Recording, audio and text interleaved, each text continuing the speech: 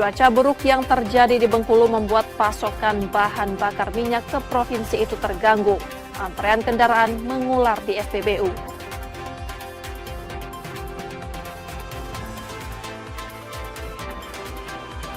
Penyidik Satreskrim Polrestabes Palembang resmi menghentikan penyelidikan kasus dugaan kekerasan yang menyebabkan mata seorang siswa SD memerah. Keputusan ini diambil setelah hasil visum menyatakan tidak ditemukan tanda kekerasan pada mata korban. Sriwijaya FC akan menghadapi tantangan berat saat bertandang ke Stadion Pakansari Bogor markas Garuda Yaksa FC. Duel ini mempertemukan pemuncak klasemen melawan tim juru kunci grup 1.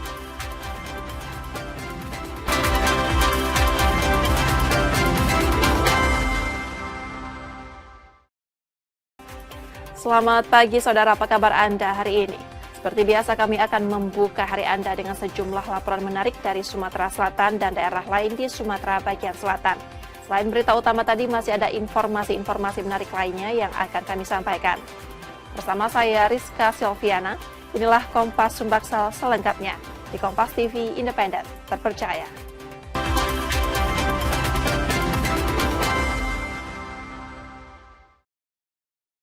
Kita awali informasi pertama, saudara. Penyidik Satreskrim Polrestabes Palembang resmi menghentikan penyelidikan kasus dugaan kekerasan yang menyebabkan mata seorang siswa SD memerah. Keputusan ini diambil setelah hasil visum menyatakan tidak ditemukan tanda kekerasan pada mata korban. Teka-teki penyebab memerah dan lebamnya mata siswi SD di Palembang akhirnya terungkap. Setelah menerima hasil visum rumah sakit, penyidik menyimpulkan tidak ada tanda kekerasan baik benda tumpul maupun tajam di area mata. Diagnosis medis menyatakan F mengalami pertusis atau batuk rejan yang memicu radang pada mata. Kami sudah mendapatkan hasil visum ad repertum yang menunjukkan bahwasannya pada di sekitar mata tidak menunjukkan adanya tanda-tanda benda tumpul, benda tajam, goresan yang menyebabkan mata merah pada mata korban FR tersebut.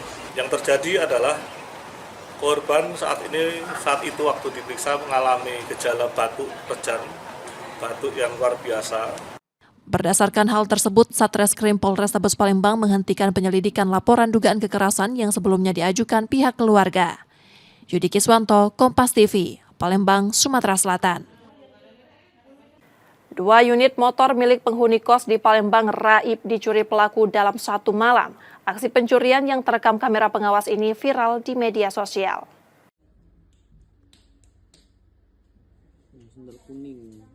Aksi pencurian 2 sepeda motor di salah satu rumah kos di Jalan Gubernur Haji Bastari, 8 Ulu Cakabaring, Palembang, terekam kamera pengawas. 2 pelaku terlihat berbagi peran, satu merusak kunci kontak dan mendorong motor keluar kos, sementara rekan lain mengawasi situasi. Untuk menghilangkan kecurigaan, mesin motor baru dinyalakan di luar area kos. Saat peristiwa terjadi, korban sedang istirahat di dalam kamar dan baru menyadari setelah diberitahu pemilik kos. Itu pakai kunci tambahan enggak? Tidak. Tidak pakai kunci tambahan ya? Motor apa deh yang hilang? Honda Beat. Itu terekam CCTV ya? Iya. Ketahuan kalau misalnya dicuri orang tuh dari CCTV-nya. Uang berapa pelaku ya? 3. 3 ya? Pertama yang diambil itu Scoopy, habis itu baru Honda Beat. Oh, 2 motor berarti Iya, ya? 2 motor. Dalam satu malam itu 2 motor?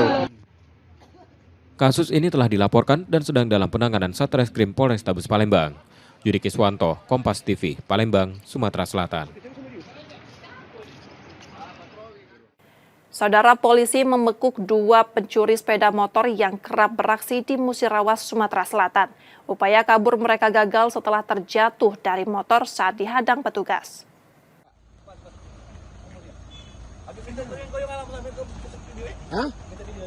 Panik saat dihadang polisi, 2 pelaku pencurian motor terjatuh dari kendaraan hasil curian yang hendak dibawa kabur.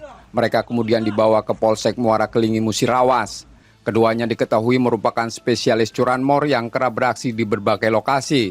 Terakhir, mereka mencuri motor milik pengunjung masjid yang tengah beristirahat dan aksi itu terekam kamera pengawas. Berdasarkan rekaman tersebut, polisi menangkap 2 pelaku, sementara 1 rekannya masih buron. Mereka disebut kerap merusak kunci kontak untuk memuluskan aksinya. Kejadian itu sekitar pukul 1 malam, dia mampir ke masjid, istirahat, maksudnya buang air kencing, buang air kecil. Ketika dia mau kembali ke motornya, motornya sudah tidak ada lagi. Dan terlihat di CCTV pelaku mengambil kendaraan itu. Setelah korban merasa kehilangan kendaraannya, dia melaporkanlah ke Polsek Muarakelingi. Setelah LP diterima, anggota Polsek Muarakelingi, Satreskrim Polsek Muarakelingi melakukan penyelidikan dan didapatkanlah informasi bahwasanya pelaku ini membawa kendaraannya ke arah Desa Bingin Jumut. Dilakukanlah penangkapan dan kedua tersangka berhasil diamankan. Polisi kini mendalami lokasi sasaran lain serta dugaan keterlibatan penadah. Kedua pelaku terancam hukuman hingga 7 tahun penjara. Reski Oktora, Mukelas Diferensial, Kompas TV, Palembang, Sumatera Selatan.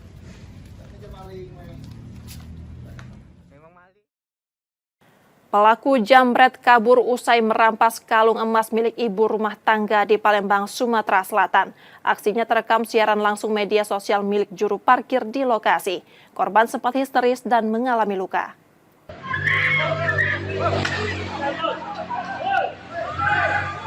Video siaran langsung dari media sosial, juru parkir merekam pelaku jambret melaju kencang menggunakan sepeda motor. Ia kabur dari kejaran warga usai merampas kalung emas milik seorang ibu rumah tangga. Peristiwa terjadi di Jalan TP Rustam Effendi 17 Ilir, Ilir Timur 1 Palembang. Korban saat itu baru pulang berbelanja dan hendak memasukkan barang ke dalam mobil.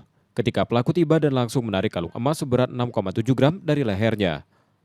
Lagi live TikTok. Oh, lagi live. Terus kami nyago kan. Nah, tapi itu di sini kami lagi ngobrol di situ sama kawan yang Adi tadi. Mungkin kamu tahu Adi tadi kan? Nah, ngobrol. Aku pikir aku tadi kawan dia penesan. Kami diam dulu. Dia tuh lembet pak motor, tidak ngebut. Pas lah dapat kalung baru ngebut dia nyo. Aku pakai apa? Aluan handset yang kotak apa? Hitam kan, kebabit ke pala dia tuh. Di situ nah, ada hampir campak kan. Karena ada budak anak ke tiang.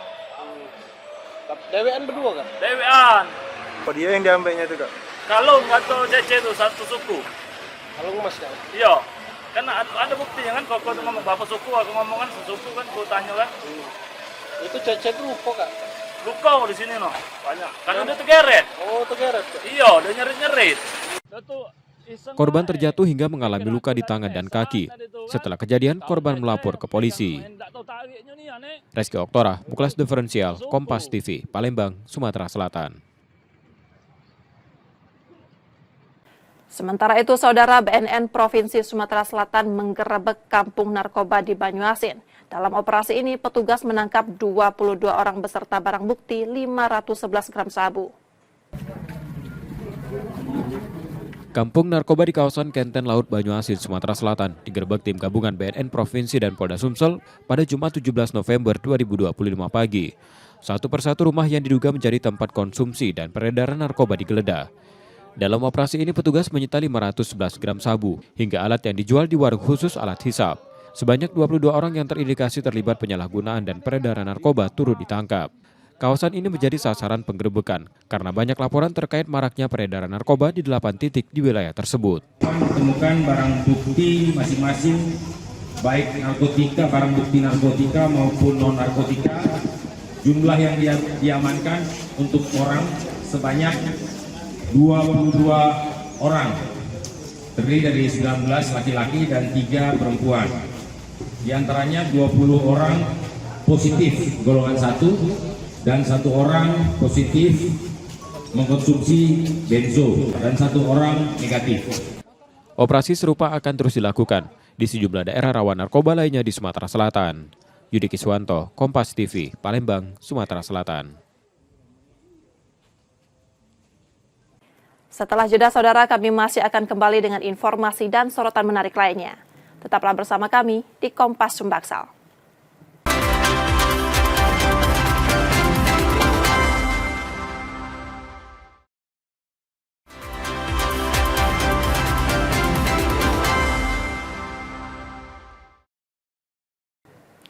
Saatnya kita akan melihat sorotan dari daerah di Sumatera bagian selatan. Berikut laporan dari Bengkulu, Jambi, Lampung, dan Kepulauan Bangka Belitung.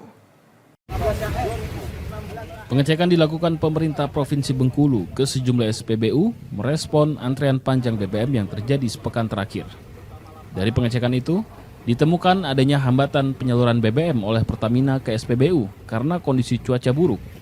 Pemerintah daerah mengklaim penyaluran BBM akan normal kembali dalam beberapa hari ke depan. Kondisi BBM kita pasokannya akan kembali normal. Jadi tidak usah panik, tidak usah terlalu nanti seluruh BBM dan bersedia cukup. Artinya tidak usah panik, yang melakukan ngantri atau melakukan hal-hal yang menyebabkan kondisi stabilitas terganggu dan sebagainya. Menurut Pertamina, cuaca buruk yang terjadi membuat pasokan BBM hanya bisa dilakukan menggunakan jalur darat melalui Sumatera Selatan. Sedangkan jalur laut belum bisa digunakan sebab kapal tanker tidak bisa bersandar ke pelabuhan akibat angin kencang dan gelombang tinggi. Memang karena tadi sebagian besarnya adalah dari Lubuk Linggau, sehingga karena jarak lebih butuh waktu lah untuk sampai di SPBU. Sehingga mungkin ada beberapa SPBU yang sempat putus penyaluran. Artinya sekarang dari Pertamina sendiri menyalurkan lewat Lubuk Linggau. Lubuk Linggau sampai kapal ini kita estimasi akan datang dini hari nanti. Mudah-mudahan besok sudah dari Pulau Baisi. Bang, ini apakah terkait dengan alur atau apa? Enggak, karena cuaca. Karena cuaca. Meski antrean panjang masih terus terjadi di SPBU, masyarakat diminta untuk tidak panik dan membeli BBM dalam jumlah normal. Bayazir Al-Raihan, Kompas TV, Bengkulu. Sebelum membawa kabur sepeda motor milik bosnya sendiri, pelaku sempat terlibat perkelahian dengan pekerja lainnya yang enggan mengikuti kemauan pelaku untuk membawa kabur sepeda motor tersebut. Pelaku bahkan meninggalkan temannya di pinggir jalan saat malam hari, lalu kabur ke kampung halaman di Kabupaten Bengkulu Utara. Berbekal laporan korban, polisi bergerak cepat meringkus pelaku. Kepada polisi, pelaku mengaku terpaksa membawa kabur sepeda motor milik bosnya demi bisa pulang ke kampung halaman. Namun, alih-alih dikembalikan setelah tiba, motor tersebut justru digadaikannya. Pelaku setelah kita amankan, kita lakukan penyitaan sepeda motor itu. Ternyata dia melarikan sepeda motor itu untuk pulang, tapi tidak kembali lagi ke tempat dia bekerja, sehingga pelapor melakukan membuat laporan di Polsek Pulau. Atas perbuatannya, pelaku kini terancam hukuman 5 tahun penjara. Bayazir Al-Raihan, Kompas TV, Bengkulu.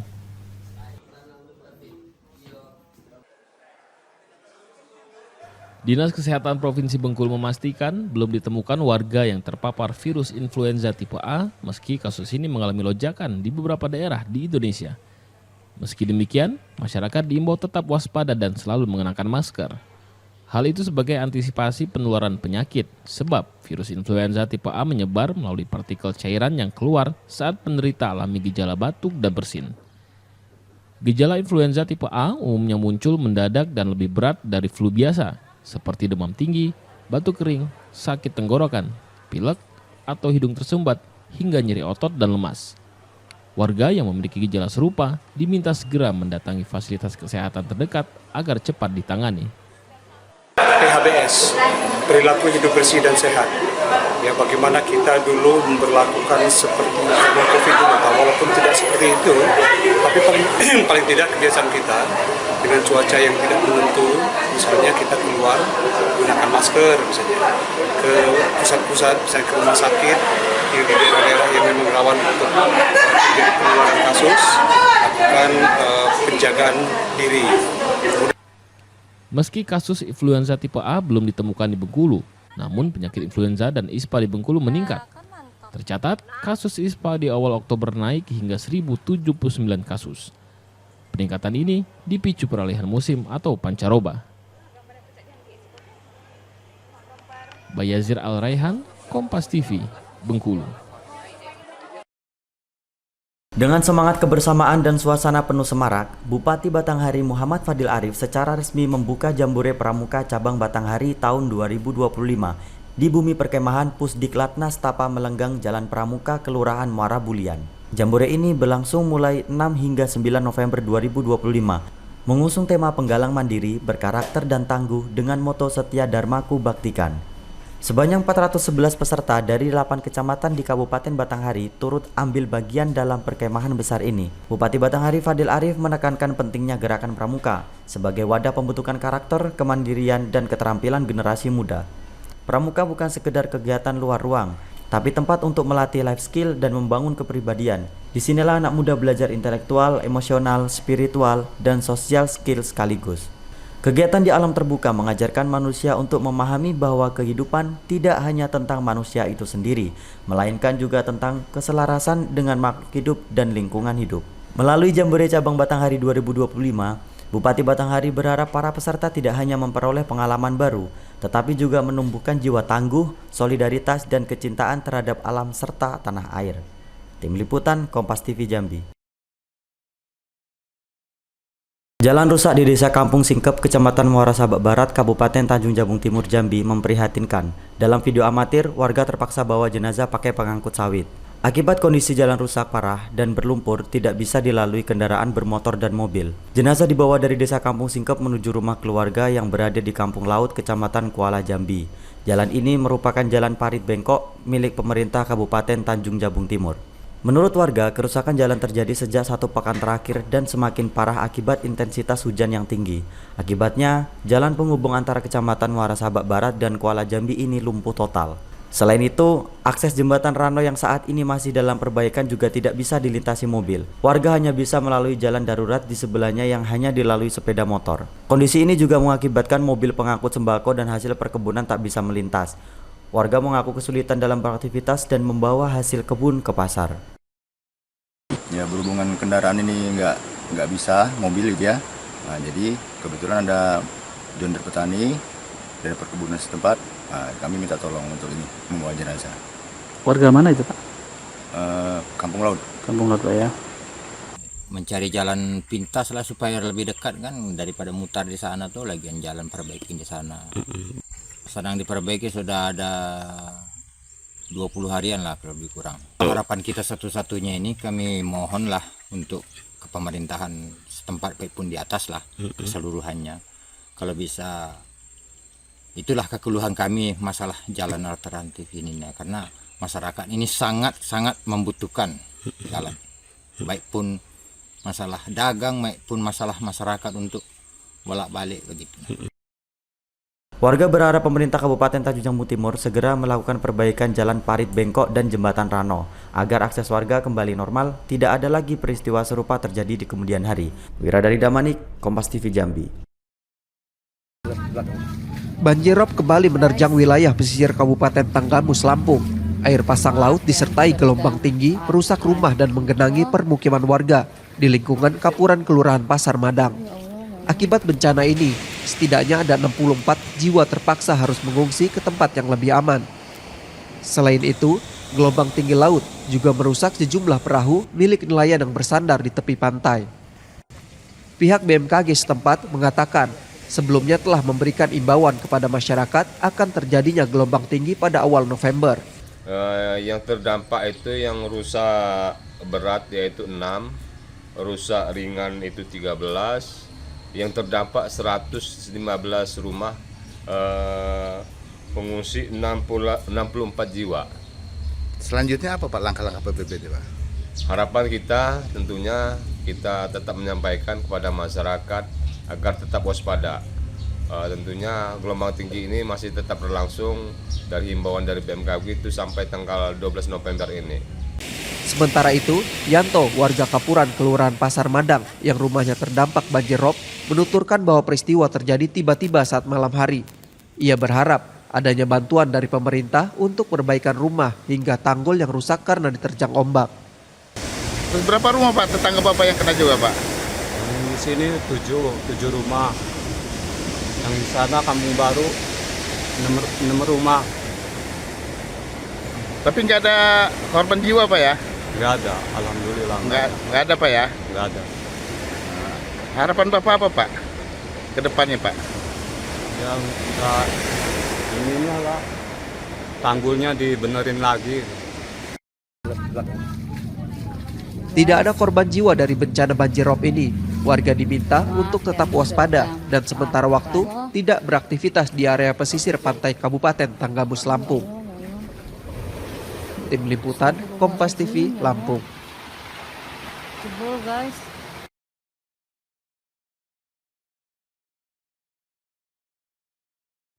Kantor Wilayah Bea dan Cukai Sumatera bagian Barat memusnahkan 29 juta batang rokok, 53 kg tembakau iris, dan 13.000 liter minuman beralkohol ilegal.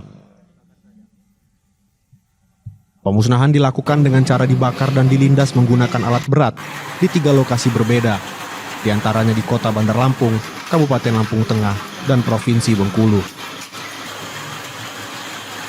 Nilai total barang yang dimusnahkan tersebut mencapai 74,9 miliar rupiah.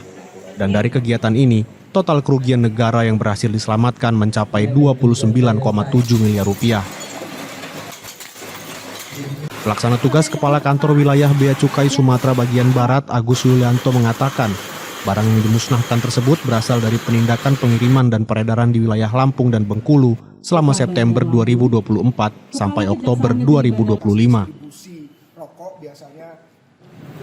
Yang hari ini kita musnahkan 29,18 juta batang, kemudian tembakau iris 53,5 kg dan juga 13,4 ribu liter minuman keras seperti yang tadi sama-sama kita sampaikan. Dan ini total dari nilai barangnya itu ada 74,95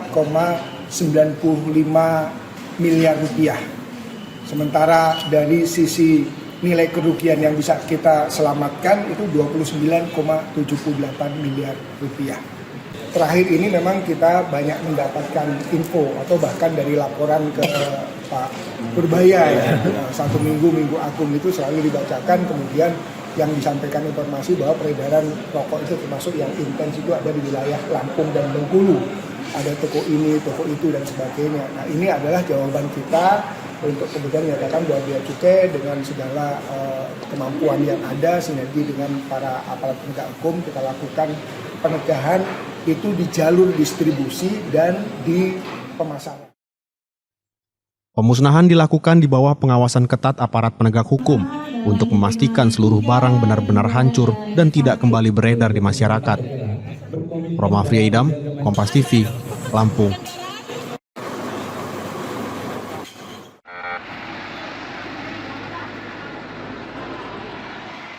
Sebanyak 11 orang diamankan petugas di sebuah rumah yang disinyalir menjadi lokasi transaksi sekaligus sarang narkoba. Dari hasil pemeriksaan, para pelaku memiliki peran berbeda, mulai dari bandar, pengguna, hingga pengedar narkoba. Setelah melakukan tes urin, hasilnya ke-11 tersangka positif menggunakan narkotika. Selain mengamankan para tersangka, petugas juga menyita barang bukti berupa narkotika jenis sabu seberat 9,3 gram, timbangan digital, bong, dan plastik klip.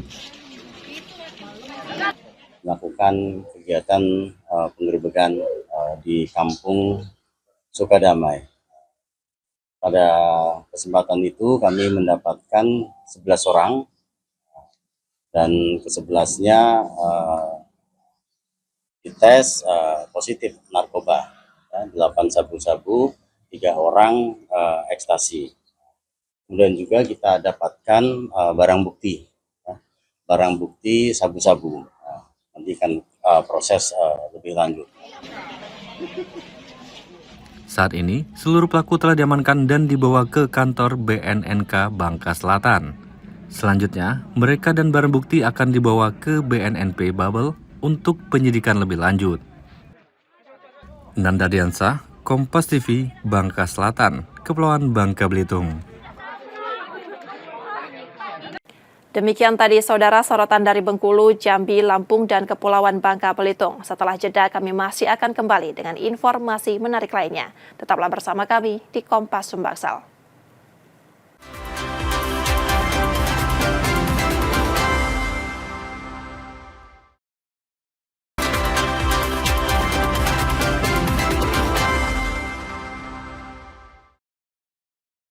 Rizka Silviana masih bersama Anda di Kompas Sumbaksel, saudara. Diduga pengemudi mengantuk, sebuah mobil sedan menabrak gerobak makanan dan 2 sepeda motor di Palembang, Sumatera Selatan. 1 orang pembeli yang tengah makan di lokasi ikut terluka akibat kejadian ini.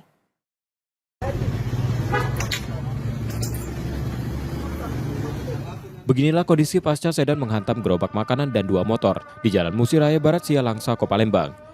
Gerobak tampak hancur, makanan berserakan dan 2 motor rusak. Sebelum menabrak gerobak, sedan lebih dulu menyenggol 2 motor milik pembeli yang terparkir di depan gerobak. Saat kejadian 3 pembeli tengah makan, 1 orang mengalami luka. Apa nih dia ngantuk bunyinya tadi? Ketumbur mobil itu ketumbur gerobak. Iya, ketumbur gerobak. Yalah nomor muda ini tadi yang makan ini tadi. Terus ini motor tadi itu motor duluan. Oh, motor duluan. Motor duluan baru gerobak ini posisinya. Ada berapa motor tadi, Kak? Ada 2. Ada 2. Yang ditumburin tadi itu. Kalau untuk korban ada berapa, Pak? Korban tadi ada 3. Iya. Cuman ibu-ibu sama yang laki tadi itu kurang tahu posisinya tadi. Masih sehat-sehat tadi kan. Tapi yang masih kok tadi itu ininya lupa, ininya bencel tadi. Iya, yang si kok lupa ini apa makan modal juga? Iya, lagi makan modal juga. Yang jualan modal mana? Yang jualan modal ada apa aja kayak gitu. Mobil dikendarai seorang wanita yang mengaku mengantuk. Setelah insiden, pengemudi, pemilik gerobak, dan korban sepakat melakukan mediasi terkait ganti rugi. Reski Oktora, Muklas Diferensial, Kompas TV, Palembang, Sumatera Selatan.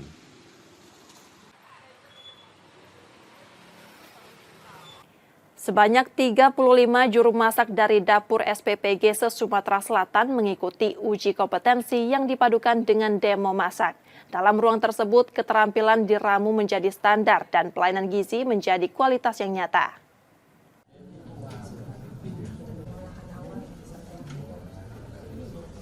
Untuk meningkatkan standar dan profesionalisme juru masak di dapur SPPG Sumatera Selatan, 35 juru masak menjalani uji kompetensi yang terverifikasi Badan Nasional Sertifikasi Profesi pada Sabtu 8 November 2025. Uji ini tidak hanya menakar kemampuan memasak dan manajemen dapur, tetapi juga menguji pemahaman mengenai HACCP, higienis sanitasi, serta keamanan pangan.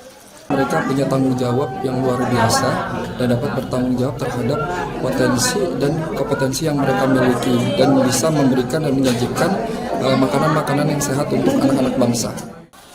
Peserta berasal dari dapur yang sudah beroperasi maupun yang akan beroperasi. Pengetahuan baru tentang suhu aman di luar danger zone serta sertifikat yang diterima menjadi bekal berharga bagi penguatan program makan bergizi gratis ke depan. Menu kita buat tadi itu chicken gordon blue, sama untuk karbohidratnya kita kasih mosquito food. Yang terbaik buat kedepannya yaitu tadi mudah-mudahan untuk menu kita ini makin lancar dan makin tidak ada kendala ke depannya. Ya, satu sisi kita lebih pede dan kita juga sudah tahu arahannya kita kemana cara kinerjanya. Cara kita masak, peraturan masak, terus kita juga dikasih tahu kalau tata tertib bagi pemasak, kebersihan. Untuk kedepannya kan sebelum kita mulai kan kita sudah ada persiapan. Sudah berjalan atau belum, Bu? Belum. Soalnya ini persiapan nanti setelah libur sekolah baru mulai. Kegiatan ini diselenggarakan DPW Gapembi Sumatera Selatan bersama Oscar 5 dengan harapan ilmu dan sertifikasi tersebut benar-benar terimplementasi dalam penyajian makanan bergizi gratis yang lebih terukur dan berkualitas. Muhammad Reza Pahlepi, Kompas TV, Palembang, Sumatera Selatan.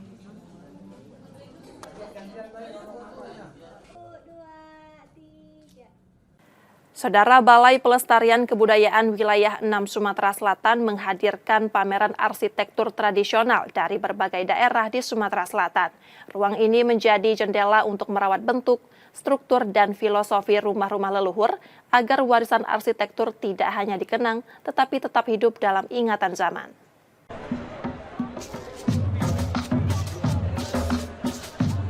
Sumatera Selatan menyimpan ragam rumah tradisional yang merefleksikan kekayaan budaya dan pengetahuan lokal dari banyak suku.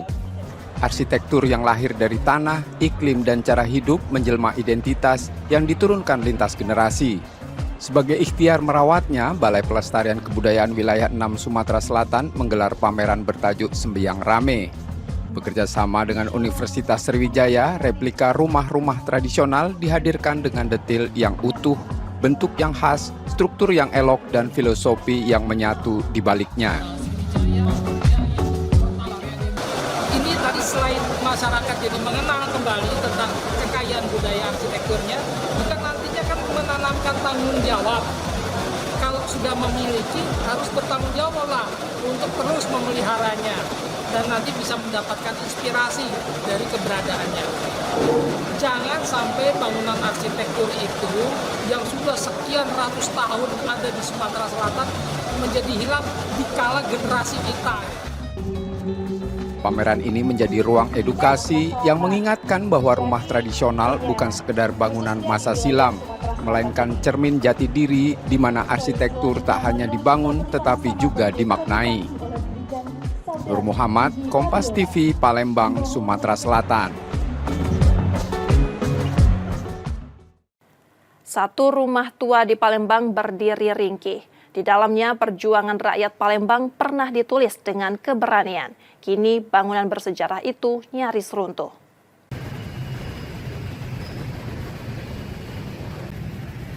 Bangunan tua di Jalan Merdeka Palembang ini berdiri dalam luka waktu.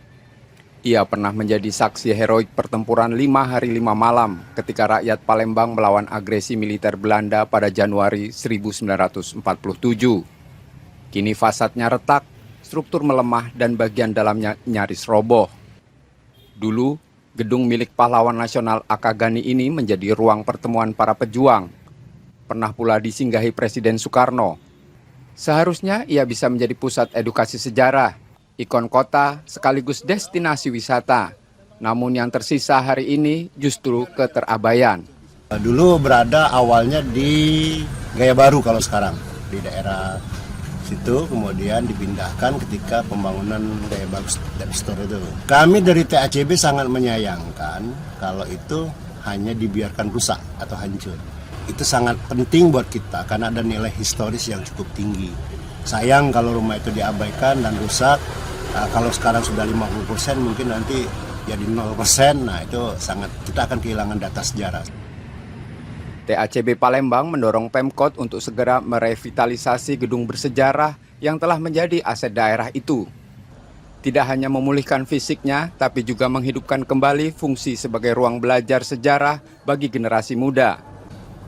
Dinas Pariwisata tentunya berharap semua yang memiliki nilai sejarah, yang memiliki potensi wisata, hendaknya kita sama-sama pelihara, kita lestarikan sebagai peninggalan sejarah dan juga memiliki potensi untuk dapat dikunjungi para wisatawan baik dalam maupun mancanegara. Jadi harusnya juga harus dikembangkan, tidak hanya bentuk rumah seperti itu, juga kita bisa menjelaskan isinya di mana, apa seperti apa. Peristiwa Perang 5 Hari 5 Malam bukan sekedar catatan di buku pelajaran. Ia adalah denyut perjuangan. Dan bangunan ini bukan sekedar bangunan tua, melainkan simbol pengorbanan, darah, dan air mata para pendahulu negeri.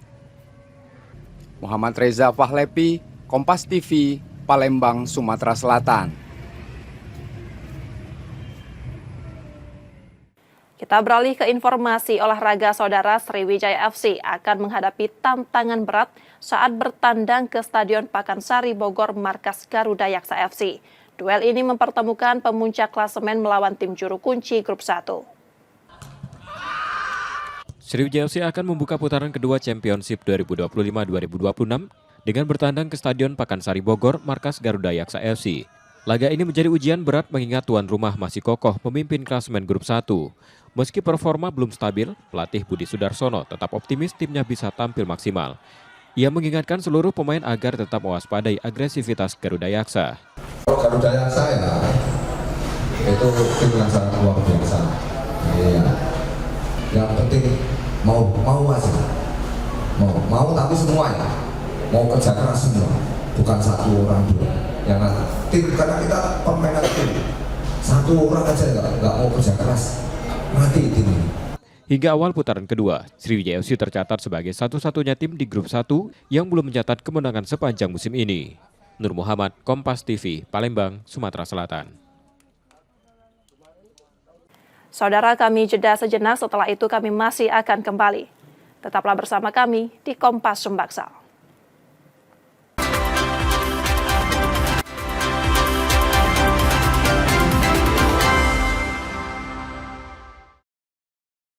Terima kasih saudara, Anda masih menyaksikan Kompas Sumbaksal. Jika Anda tidak sempat menyaksikan sorotan utama kami, berikut laporan utama Kompas Sumbaksal hari ini. Pengecekan dilakukan pemerintah Provinsi Bengkulu ke sejumlah SPBU merespon antrean panjang BBM yang terjadi sepekan terakhir. Dari pengecekan itu, ditemukan adanya hambatan penyaluran BBM oleh Pertamina ke SPBU karena kondisi cuaca buruk. Pemerintah daerah mengklaim penyaluran BBM akan normal kembali dalam beberapa hari ke depan. Kondisi BBM kita pasokannya akan kembali normal, jadi tidak usah panik, tidak usah terlalu nanti seluruh BBM tetap saya bersama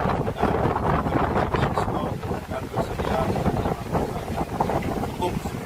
Jadi tidak usah panik, yang melakukan antri atau melakukan hal-hal yang menyebabkan kondisi stabilitas terganggu dan sebagainya. Menurut Pertamina, cuaca buruk yang terjadi membuat pasokan BBM hanya bisa dilakukan menggunakan jalur darat melalui Sumatera Selatan. Sedangkan jalur laut belum bisa digunakan sebab kapal tanker tidak bisa bersandar ke pelabuhan akibat angin kencang dan gelombang tinggi. Memang karena tadi sebagian besarnya adalah dari Lubuk Linggau, sehingga karena jarak lebih butuh waktu lah untuk sampai di SPBU. Sehingga mungkin ada beberapa SPBU yang sempat putus menyambungannya. Artinya sekarang dari Pertamina sendiri menyalurkan lewat Lubuk Linggau. Lubuk Linggau sampai kapal ini kita estimasi akan datang dini hari nanti. Mudah-mudahan besok sudah dari Pulau Bais.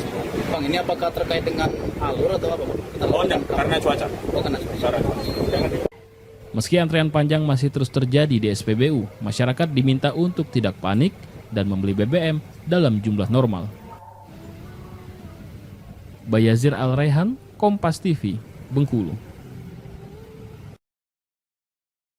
Teka-teki penyebab memerah dan lebamnya mata siswi SD di Palembang akhirnya terungkap. Setelah menerima hasil visum rumah sakit, penyidik menyimpulkan tidak ada tanda kekerasan baik benda tumpul maupun tajam di area mata. Diagnosis medis menyatakan F mengalami pertusis atau batuk rejan yang memicu radang pada mata.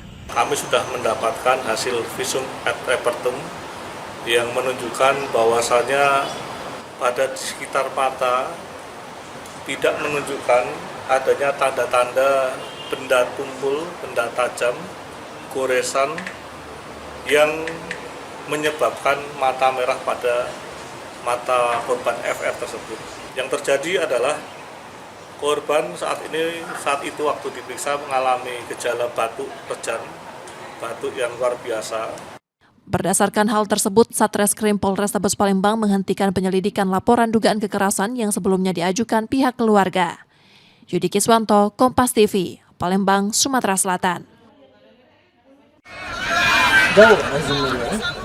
Kamu baterai. Sriwijaya FC akan membuka putaran kedua Championship 2025-2026 dengan bertandang ke Stadion Pakansari Bogor, markas Garuda Yaksa FC. Laga ini menjadi ujian berat mengingat tuan rumah masih kokoh pemimpin klasemen grup 1. Meski performa belum stabil, pelatih Budi Sudarsono tetap optimis timnya bisa tampil maksimal. Ia mengingatkan seluruh pemain agar tetap mewaspadai agresivitas Garuda Yaksa.